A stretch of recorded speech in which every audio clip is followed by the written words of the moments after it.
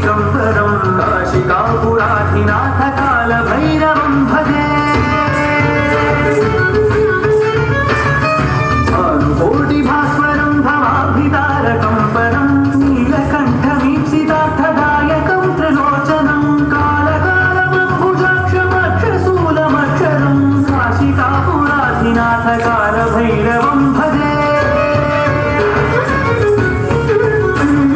शूलटङ्कपाशदण्डपाणिमादिकारणं श्यामचार्यमादिदेवमक्षरं निरामयं भीमविक्रमं प्रभुं विचित्रताण्डवप्रियं काशिकापुराधिनाथ कालभैरवं भजे कालभैरवं भजे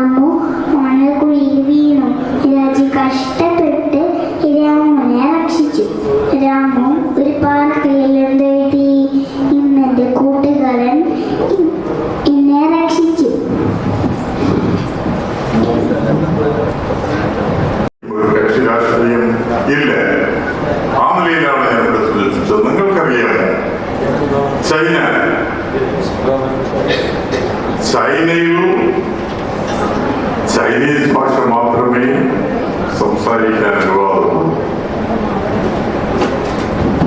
യൂറോപ്പിൽ അവരുടെ ഇംഗ്ലീഷ് ഭാഷ തന്നെയാണ് സംസാരിക്കുന്നത്. സ്വീഡൻ എന്ന് പറയുന്ന രാജ്യത്ത് ഏത് ഔദ്യോഗിക ചടങ്ങായാലും അവർ സ്വീഡിഷ് ഭാഷ മാത്രമേ സംസാരിക്കുകയുള്ളൂ. അറബി രാജ്യങ്ങളിൽ പോയാൽ മഹാപണ്ഡിതന്മാരായ ഇംഗ്ലീഷ് പണ്ഡിതന്മാർ പോലും അവർ സംസാരിക്കുന്നത് അവരുടെ മാതൃഭാഷയിലാണ്, അവരുടെ ഔദ്യോഗിക ഭാഷയിലാണ്, അറബിലാണ്. അറബ് അറിയാൻ പാടില്ലാത്തവർ നോക്കിയിരിക്കുകയേ പറ്റുള്ളൂ. അപ്പൊ ഒരു സംസ്കാരത്തിന്റെ ഒരു പ്രതിഫലനം തന്നെയാണ് ഭാഷ. അത് എല്ലാവരും ആ അർത്ഥത്തിൽ ഉൾക്കൊള്ളണം എന്ന് തന്നെയാണ് എന്റെ അഭിപ്രായം. ഭാഷ സാർ പറഞ്ഞതുപോലെ മധുരമുള്ളതാണ്. എന്റെ പൊന്നുമോനെ എന്ന് വിളിക്കുന്ന ഒരു സൗന്ദര്യം മൈ ഗോൾഡൻ സൺ എന്ന് വിളിച്ചാൽ കിട്ടില്ല. നമ്മളത് മനസ്സിലാക്കി. പൊന്നുമോനാണ്, പൊന്നുമോൾ തന്നെയാണ്. അപ്പൊ ഇത്രയും ഞാൻ പറഞ്ഞു പോകുന്നുള്ളൂ ഭാഷയെ കുറിച്ച്. മറ്റൊന്ന് ഈ സാഹിത്യ രംഗത്തെ കുറിച്ച്, സാംസ്കാരിക രംഗം.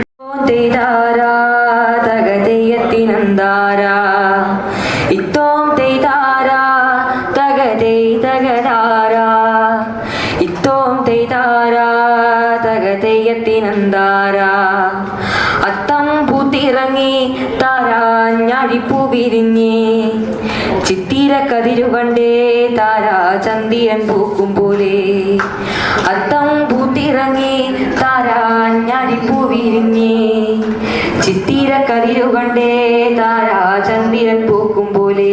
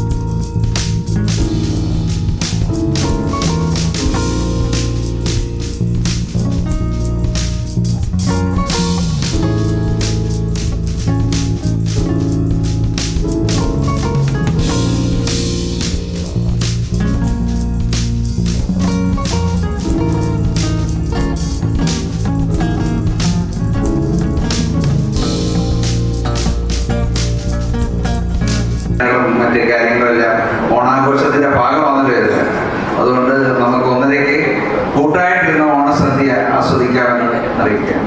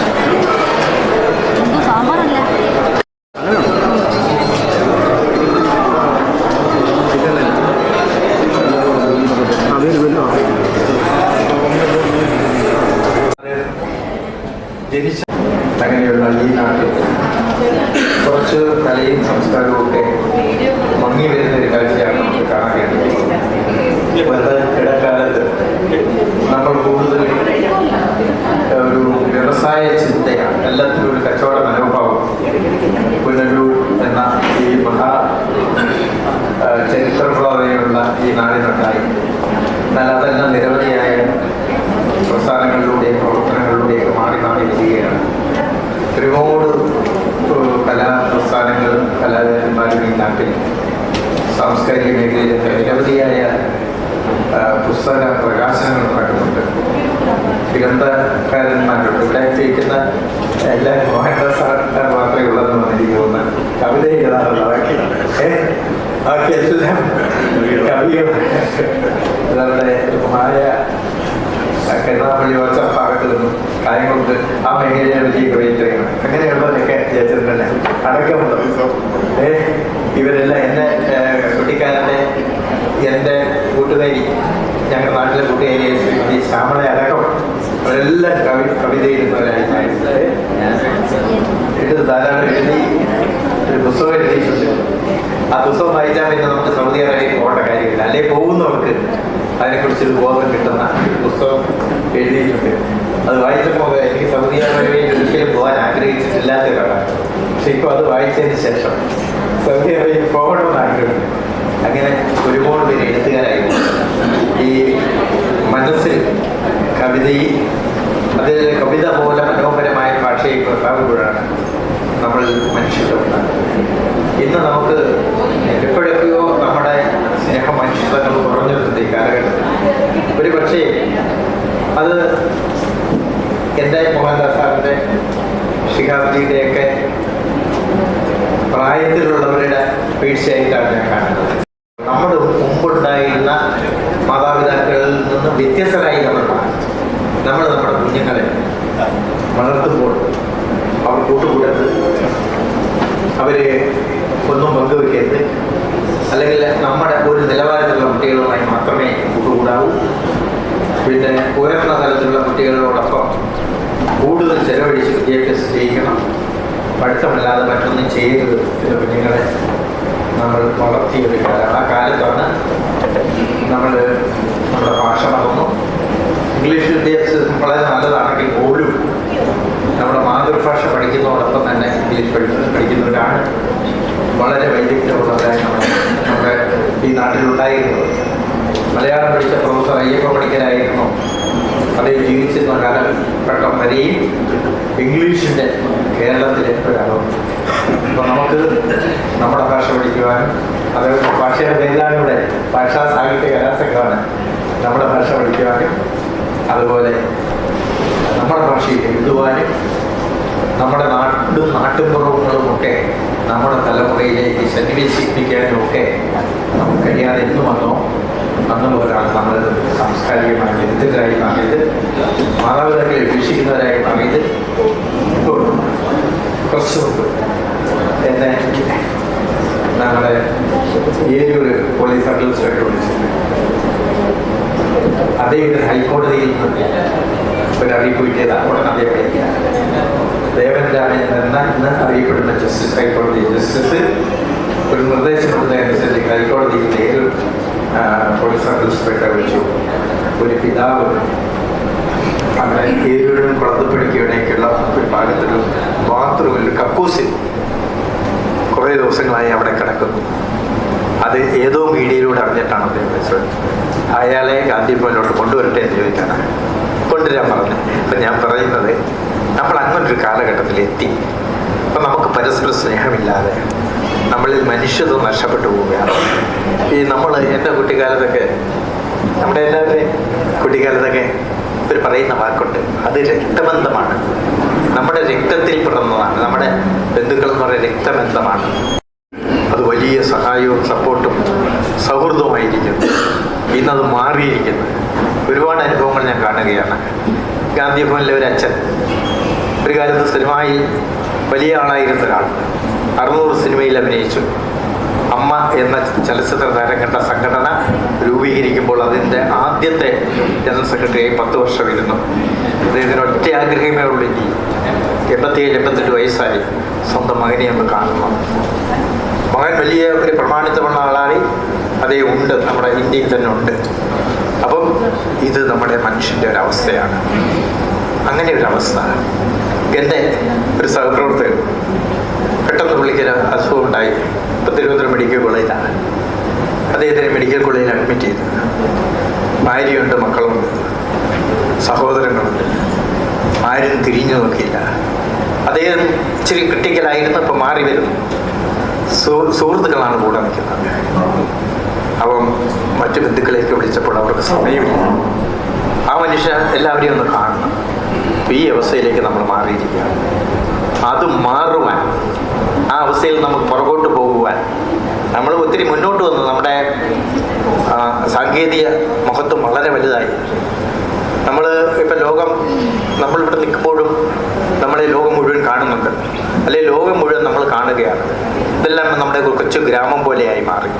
പക്ഷേ നമ്മൾ നമ്മുടെ നാട്ടിൽ, നമ്മുടെ വീട്ടിലകന്ന് കഴിയുക. എത്രയോ വീടുകളിൽ പരസ്പര സ്നേഹമില്ലാതെ കഴിയുന്ന കുടുംബം. അങ്ങനെയൊക്കെ ഉള്ളിടത്ത് മനസ്സിൽ ആർദ്രത ഉണ്ടാകണം. നമുക്ക് ഇത്തരം കൂട്ടായ്മകൾ ഉണ്ടാകണം. ഇത് വിവിധ ഇടങ്ങളിൽ നിന്നുള്ള കൂട്ടായ്മ. അതിനൊരു വലിയ സന്തോഷമുണ്ട്. ഇന്ന് ഗാന്ധി ഭവനിൽ രാവിലെ ഒരു 150ഓളം പേർ ഒത്തുകൂടി ഒരു വാട്സപ്പിൻ്റെ കൂട്ടായ്മയാണ്. അവരെല്ലാം അവിടെ വെച്ചാണ് കാണുന്നത്. അത് എല്ലാ ജില്ലയിലെ ആളുകൾ. ഞങ്ങളിപ്പം വരുമ്പോൾ അവിടെ ഉണ്ട്. അവരിപ്പോൾ ഓണസദ്യ ഉണ്ണായിരിക്കും. എല്ലാ ജില്ലയിലെ ആളുകളുണ്ട്. എന്തൊരു സ്നേഹത്തോടുള്ള ഒരു കൂട്ടായ്മ. അപ്പം ഒരു മുൻവിധിയുമില്ലാതെ അവർ ഒത്തുചേരുന്നത്. അത്തരം കൂട്ടായ്മകൾ നമ്മുടെ സമൂഹത്തിൽ സൃഷ്ടിക്കപ്പെടുകയാണ്. അത് നമുക്ക് ഈ സാമൂഹ്യ മാധ്യമം, സോഷ്യൽ മീഡിയ നൽകുന്ന ഒരു വലിയ ഒരു പ്രചോദനമാണ്. അതോടൊപ്പം തന്നെ സോഷ്യൽ മീഡിയ നമ്മുടെ സമൂഹത്തിൽ ഒരുപാട് തിന്മകളെ പെരുപ്പിച്ച് കാണിക്കുന്നുണ്ട്, ഇല്ലാത്തതിനെ കാണിക്കുന്നുണ്ട്. അസത്യങ്ങൾ നമ്മുടെ തലച്ചോറിലേക്ക് നമുക്ക് ഇങ്ങനെ നിരന്തരമായി നമ്മുടെ ഉള്ളിലേക്ക് പ്രവഹിക്കുന്ന അസത്യങ്ങളും അർദ്ധസത്യങ്ങളും അതുപോലെ ഒരുപാട് തിന്മകളും പ്രചരിക്കുമ്പോൾ ഈ നന്മയുള്ള കൂട്ടായ്മയും ഉയർന്നു വരുന്നുണ്ട്. ആ കൂട്ടായ്മകൾ ഒത്തുചേരണം. ഇന്ന് വിവിധ ഇടങ്ങളിൽ നിന്നുണ്ട്. ഇവിടെ ഇരിക്കുന്നവരെല്ലാം നന്മയുടെ പ്രതിരൂപങ്ങളാണ്. അല്ലെങ്കിൽ ഇവിടെ അറിയത്തില്ല, നന്മയുള്ളതുകൊണ്ടാണ് ഇവിടെ എത്തിയത്. നന്മയുടെ ഒരു കൂട്ടായ്മ ഇവിടെ ഉണ്ടാകുന്നു. ഒരു ദിവസം നമുക്ക് വേണ്ടി മാറ്റി വെച്ചു. നമ്മളെല്ലാം കിടന്ന് ഓടുകയാണ്. എന്തിനാന്ന് നമുക്ക് ആർക്കും അറിയില്ല. എന്തിനു വേണ്ടി നമ്മൾ ഓടുന്നു? അത് കൂടുതലും സമ്പത്തിന് വേണ്ടി, അധികാരത്തിന് വേണ്ടി, അല്ലെങ്കിൽ നമ്മുടെ സ്വാർത്ഥതയ്ക്ക് വേണ്ടി. ഇതൊക്കെ നമ്മൾ കുറച്ച് വെടിഞ്ഞിട്ട് നമ്മളുടെ സ്വത്തും, നമുക്ക് ഒരു നിയോഗമുണ്ട്. ഓരോ ജീവിയും ദൈവം സൃഷ്ടിച്ചിരിക്കുന്നത് മറ്റുള്ളവരെ സഹായിക്കാനും അവർക്ക് വേണ്ടി ജീവിക്കാനും വേണ്ടിയിട്ട്. അപ്പോൾ മറ്റുള്ളവരെ സഹായിച്ച് ജീവിക്കുമ്പോഴാണ് നമ്മുടെ സന്തോഷം നമ്മൾ തിരിച്ചറിയുന്നത്. അല്ലെങ്കിൽ നമ്മൾ എത്ര വ്യാകുലതയോട് ഓടുകയാണ്, നമുക്കൊന്നും മതിയാവുന്നില്ല, നമുക്ക് ഉറങ്ങാൻ കഴിയുന്നില്ല, നമ്മളെപ്പോഴും അസ്വസ്ഥരാണ്. വലിയ ധനികരെ നിരവധി പേരെ കാണുവാനും അവരെ ആയി സംസാരിക്കാനും ഒക്കെ എനിക്ക് കഴിഞ്ഞിട്ടുള്ളപ്പോൾ വളരെ കുറച്ച് പേര് മാത്രമേ എനിക്ക് സമാധാനമുള്ളവരായി കാണാൻ പറ്റിയിട്ടുണ്ട്. അങ്ങനെയുള്ള വലിയ സമ്പന്നനായ ഒരാൾ പത്മശ്രീ ഡോക്ടർ എം എ യൂസുഫിലാണ്. ലോകമൊട്ടാകെ സഞ്ചരിക്കുന്നു, ലോകമൊട്ടാകെ സംരംഭങ്ങളുണ്ട്, ഒരുപാട് ജീവനക്കാരുണ്ട്, ഒരുപാട് പുതിയ പ്രസ്ഥാനങ്ങൾ വരുന്നു. ഇതിനെവിടെ സമയം കിട്ടും? അദ്ദേഹം മാത്രമേ പറഞ്ഞു കേട്ടിട്ടുള്ളൂ, എനിക്ക് ധാരാളം സമയമുണ്ട്, എനിക്കൊരു തിരക്കുമില്ല. ബാക്കിയുള്ളതെല്ലാം തിരക്കാണ്. ഞാൻ ശ്രീകാന്തിയോട് പറഞ്ഞു, എനിക്കും ഇന്നത്തെ തിരക്കാണ്, അതുകൊണ്ട് ഇടയ്ക്കാനൊരു എന്നെ ഇടനെ. അപ്പോൾ നമ്മളെല്ലാം തിരക്കിൽപ്പെട്ടു പോവുകയാണ്. അപ്പം അങ്ങനെ ഉള്ള ഞങ്ങൾ സുഹൃത്തുക്കളാണ്. പക്ഷേ പെട്ടെന്ന് സാഹചര്യം ഉണ്ടായിട്ടുണ്ട്. ഒരിക്കലും ഞങ്ങൾ രണ്ട് ആശയങ്ങൾ തന്നെ. പക്ഷേ എന്നും ആ സാധനം എനിക്കെടുത്ത് അദ്ദേഹത്തെ പറയുമ്പോൾ എനിക്ക് എൻ്റെ മനസ്സിലൊരു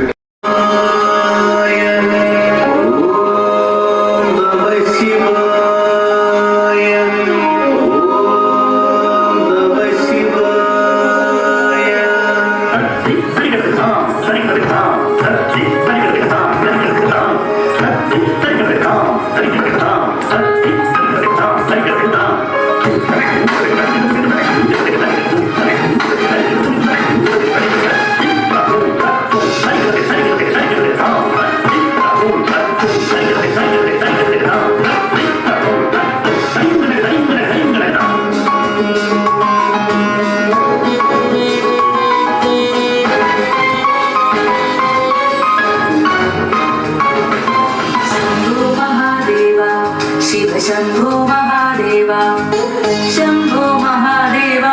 शिव शंभो महादेवा शंभो महादेवा शिव शंभो महादेवा शंभो महादेवा शिव शंभो महादेवा सांब सदा शिव संकट